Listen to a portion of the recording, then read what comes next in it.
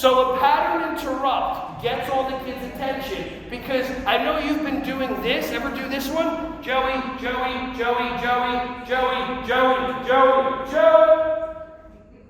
Anybody ever repeat a child's name over and over again? Yeah. What's that called? Doing the same thing over and over and expecting a different result? Insanity. You're driving yourself insane. And here's another one. Remember how we talked about how from a young age we've been brainwashed into doing these things that don't make sense?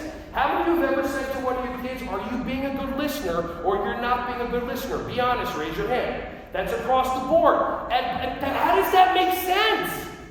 You're not being a good listener. I heard every word you just said.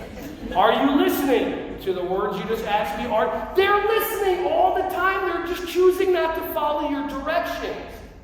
And things like that should be a flag as to why am I saying that? But we just sleepwalk through life. Hey everyone, thank you so much for watching my videos. Ron Schwally here. Just wanted to say I appreciate you. Feel free to like, subscribe, and click on the bell if you want to see more videos coming your way to be alerted. Just thank you so much, and feel free to share this content with anybody who you think would find some value from this. Have an awesome, joyous, wonderful, breath-filled rest of your day.